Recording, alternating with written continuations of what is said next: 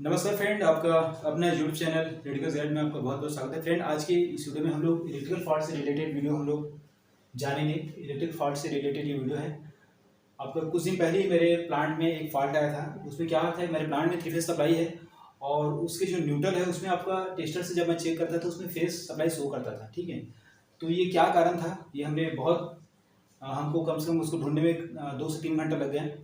तो ये प्रॉब्लम आपके यहाँ भी आ सकता है, चाहे 3 फेस हो या सिंगल फेस हो। अगर न्यूट्रल में कभी सप्लाई आता है तो क्या रीज़न हो सकता है वो हम लोग चेक करेंगे, हम लोग इस वीडियो में जानेंगे। ठीक है, तो इसके लिए मैंने मेरे प्लांट का जो पूरा SLD मैंने बना लिया है कि मेरे प्लांट में किस टाइप का पावर को डिस्ट्रीब्यूट किया गया है और हम लोगों ने फिर उसको कैसे चेक किए। ठीक, और मैं ये भी बता दूं कि ये फॉल्ट हम लोग कहाँ से पकड़ में आया है। ठीक है, हम लोग एक पैनल की टेस्टिंग कर रहे थे और उस पैनल की टेस्टिंग कर रहे थे उसी समय हमको पैनल के जो बॉडी है वहाँ पे हल्का सा करंट महसूस हुआ। ठीक है, उसके बाद हम लोग क्या किए कि हमारे जो मेन इनकमर है वहाँ पे जाके चेक किए तो हमको समझ में आया कि हाँ, यहाँ पे कोई फॉल्ट है। तो सबसे पहले मैं अपने प्लांट का जो SLD है वो मैं आप लोगों को सिखा देता हूँ, या वो मैं आप लोगों को बता देता हूँ। ठीक है, किस प्रकार से मेरे प्लांट में पावर सप्लाई डिस्ट्रीब्यूट किए हैं। यहाँ पे मैंने बहुत कम MCB शो किया है, बट मेरे प्लांट में कम से कम 30 से 35 MCB लगा हुआ है। ठीक है, यहाँ पे सिर्फ सप्लाई आपको दिखाने के लिए सिर्फ 4 MCB मैंने यहाँ पे शो कर दिया है। ठीक है, तो ये मेरा ट्रांसफार्मर है। ट्रांसफार्मर में आप जानते हैं कि आपका डेल्टा और स्टार कनेक्शन रहता है। ठीक है, तो स्टार से हमारा सप्लाई रहता है जिसमें R बाई न्यूट्रल आता है और ये हमारा R बाई न्यूट्रल का बस बार है, कॉमन बस बार है। इस कॉमन बस बार से हमने एक MCB यहाँ पे दिया हुआ है। ठीक है, जो कि एक लोड में गया है, जो बेंडिंग मशीन है। ये आपका दूसरा MCB है। ठीक है, जो कि 4 पोल MCB है। ये आपका तीसरा MCB है जो कि TP MCB है और ये आपका चौथा MCB है। ठीक है, इसी प्रकार से और भी काफ़ी सारे MCB हैं, तो वो यहाँ पे दिखाने की जरूरत नहीं है ना, आप इससे समझ जाएंगे। और इसके अलावा हमने क्या करके रखा हुआ वो भी मैं बता दूँ। यहाँ पे जो ट्रांसफार्मर है, ट्रांसफार्मर की जो न्यूट्रल है उसको ग्राउंड किया गया। ठीक है, तो वो सब स्टेशन वाले ने करके दिया है। ये कैसे, ये ग्राउंडिंग है ये। ठीक है, ग्राउंडिंग क्यों करते हैं कि कभी न्यूट्रल कहीं कट जाए तो प्रॉपर न्यूट्रल मिले बोल के इसको ग्राउंडिंग किया जाता है ना, क्योंकि न्यूट्रल तो मेरे को यहाँ से मिल रहा है। सपोज कई बार कुछ प्रॉब्लम आता है तो न्यूट्रल कम से कम मेरे को ग्राउंड से मिलना चाहिए बोल के ये ऐसा हमने ग्राउंडिंग करते हैं। इसके अलावा हमारी इंडस्ट्री में जितने सारे इक्विपमेंट है, अलग अलग इक्विपमेंट है। ठीक है, वो सारे इक्विपमेंट में हमने क्या लगा के रखा हुआ है, अर्थिंग लगा के रखा हुआ है। ठीक है, तो ये अर्थिंग आपको लगा हुआ है। ठीक है, तो सबसे पहले मैं आप लोगों को ये बता रहा हूँ कि आखिर वो हम लोग को फॉल्ट कैसे पता चला या कैसे हम लोग जाने कि हमारे यहाँ की जो पावर सप्लाई है उसमें कोई फॉल्ट है। ठीक है, तो हम क्या करते हैं, एक हमारा पैनल है,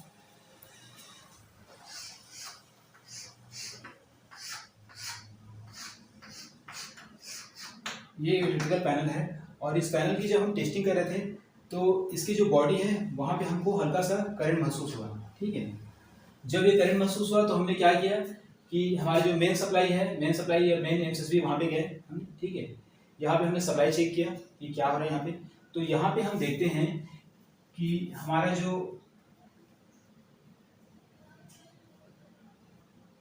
बस बार है R बाई बी न्यूट्रल है ना, तो उसमें R में आपका टेस्टर जल रहा है, Y में टेस्टर जल रहा है, बट B में आपका टेस्टर नहीं जल रहा है और न्यूट्रल में जल रहा है। यानी कि न्यूट्रल में सप्लाई आ रहा है और आपको फेस में ये B वाला जो फेस है उसमें सप्लाई नहीं आ रहा है।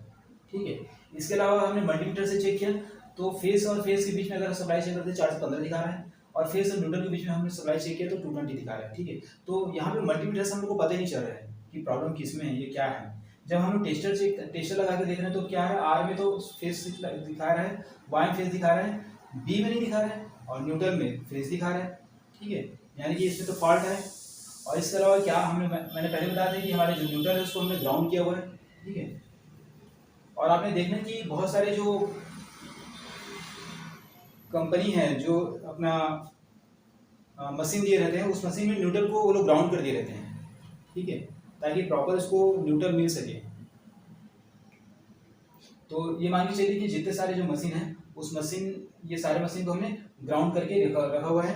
ठीक है, इसके अलावा कुछ ऐसे मशीन भी होंगे जिसमें न्यूट्रल को भी ग्राउंड कर दिया होगा है, इसमें जो न्यूट्रल है ना उसको इस बॉडी से जोड़ दिए रहते हैं, पेज ऐसा दिया रहता है। ठीक है, अब देखते हैं हम उस फॉल्ट को कैसे पहचानेंगे कि भाई यहाँ पे जो हमारा फेस आ रहा है वो हमारे पास तो बहुत सारे MCB है, तो कौन से MCB है पहले वो ढूंढना पड़ेगा, या कौन सा लोड है जिसमें फॉल्ट आ रहा है वो ढूंढना पड़ेगा। इसके लिए हमने क्या किया, हमारे पास जितने 20 MCB था वो 20 MCB सबको हमने बंद कर दिया। ठीक है, अब इसके बाद मैंने फर्स्ट नंबर को चालू किया, सेकंड नंबर को चालू किया, थर्ड नंबर को चालू किया, ऐसे चालू कर करके देखते गए और साथ ही साथ ये चेक करते गए कि ऐसा कौन सा आपका जो लोड है जिसमें ये बी फेस में जो फॉल्ट आ रहा था या जो न्यूट्रल आ रहा था वो नहीं आ रहा।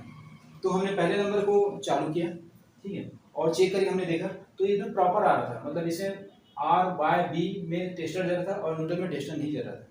ऐसे करते करते हमने सारे एमसीबी को चेक किए, बट एक एमसीबी ऐसा मिला जिसको हम जैसे ही चालू करते हैं तो क्या हो रहा था उसमें, उसको चालू करते ही हमारे जो न्यूट्रल है उसमें फेस सप्लाई आने लगा, ठीक है, और जो बी था उसमें सप्लाई नहीं आने लगा, ठीक है। तो हमको ये समझ में आ गया कि हाँ भाई हमको ये पर्टिकुलर जो इक्विपमेंट है वहाँ पे फॉल्ट है, मतलब पर्टिकुलर ये जो लोड है ये इसके जो सप्लाई इसमें फॉल्ट है, ये हमको समझ में आ गया।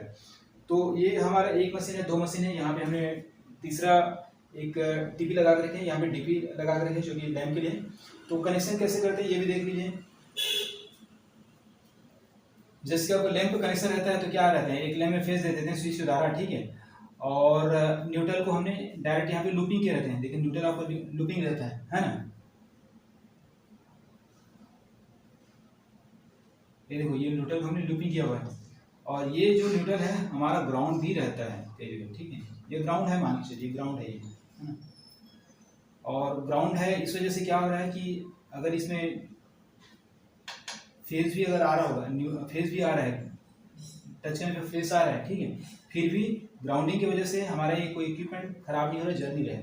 लेकिन अगर इसको ग्राउंडिंग नहीं किया रहता तो हो सकता है कि हमारा जो लैम्प है, फैन है, वो सब जल जाता है, क्योंकि दिक्कत तो हो रहा है यहाँ पे आर फेस से मैंने मान लिया इसमें सप्लाई लिया हुआ है तो आर फेस से सप्लाई आ रहा है, इसके अलावा इधर और भी सप्लाई आ रहा है, किसी और से सप्लाई आ रहा है, ठीक है, क्योंकि न्यूट्रल में टेस्टर हमारा जल रहा था।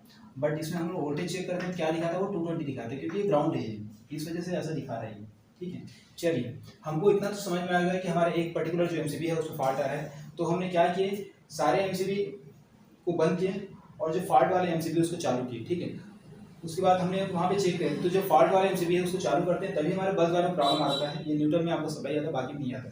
तो अब हमने क्या किया, ये सारे जो हमारे लोड थे उसको बंद कर दिए, ठीक है, और जिससे फॉल्ट है उस लोड में हमने जाके देखे हैं, ठीक है, तो पूरे इस वायर को चेक किए, ये जो एमसीबी थे इसको चेक किए, तो क्या हो रहा था कि जो वायर वाला जो फेस था आर वाई बी एमसीबी से जो आउट हो रहा था वो वाला जो फेस था लोड में जाने से पहले एक जगह कट गया था ऐसा, ठीक है, और ये कट के कैसा हो रहा था, ये ग्राउंड हो रहा था ये, ठीक है।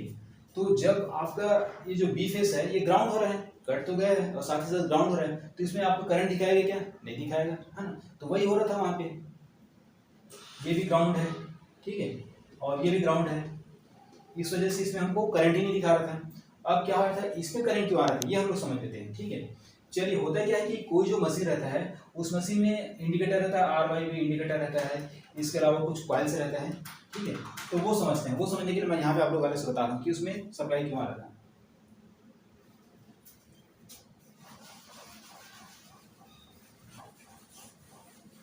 अब देखना जो आपका इंडिकेटर रहता है आर वाई बी, ये इंडिकेटर है, इसमें हम लोग सप्लाई कैसे देते हैं,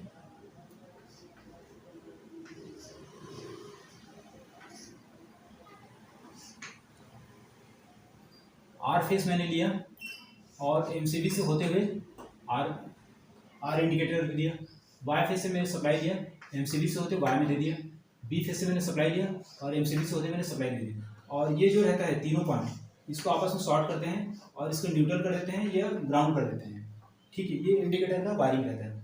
अब क्या हो रहा था, मैंने बताया कि ये जो फॉल्ट इसमें ये जो आपको मशीन है, ये हमारी जो कटिंग मशीन है उसमें से आर सप्लाई कट गया था, तो आर सप्लाई को मैं काट देता हूँ, ठीक है, ये सारे जुड़े हैं बट ये कट है। अब क्या हो रहा है देखिए, अब क्या हो रहा है देखो, ट्रांसफार्मर में रहता है क्या है, ट्रांसफार्मर जो रहता है आपका इस टाइप का रहता है, ये आर वाई बी जिसको हम लोग स्टार कनेक्शन कहते हैं, ठीक है, और ये आपका ग्राउंड रहता है, ठीक है, ये न्यूट्रल बनता है। तो ये न्यूट्रल कब बनता है, ये न्यूट्रल तभी बनता है जब आर वाई बी आपस में एक साथ लूप रहता है, ठीक है, इसमें से कोई भी अगर एक फेस कट जाता है, डिस्कनेक्ट हो जाता है, तो ये न्यूट्रल को काम नहीं करता, बल्कि क्या होता है इससे फेज बहने लगता है, इन दोनों में से कोई भी एक फेज जो है वो बहने लगता है, ठीक है। तो यहाँ के केस में भी वही हो रहा था, ठीक है। इसमें मैंने सप्लाई देखिए, इस सब में जैसे सप्लाई जा रहा है, इसमें जा रहा है आपका, सॉरी आर में जा रहा था सप्लाई, वाई में जा रहा है सप्लाई, लेकिन जो बी वाला जो सेक्शन है इसका वायर कटा हुआ था, इसमें सप्लाई नहीं जा रहा है, इसलिए न्यूट्रल बन नहीं पा रहा है। और ये हमारा जो रिटर्न पथ कैसा हो रहा है, ये इधर से फेस, इसमें फेस सप्लाई जा रहा था, इसलिए इसमें फेस सप्लाई दिखाई दे रहा था। ठीक है, सॉरी ये जो हमारी न्यूट्रल है इसमें हमको फेस दिखाई दे रहा था, और ये चूंकि ग्राउंड है, ये हमारा ग्राउंड है ना, ये सब तो ग्राउंड है, ग्राउंड इसलिए इसमें किसी प्रकार का वोल्टेज नहीं दिखा रहा था। ठीक है, तो हमने क्या किया, ये जो कटा हुआ वायर था इसको आपस में जोड़ दिए, और उसके बाद में फॉल्ट आपका डिस्कनेक्ट हो गया, ये फॉल्ट जो है वो खत्म हो गया।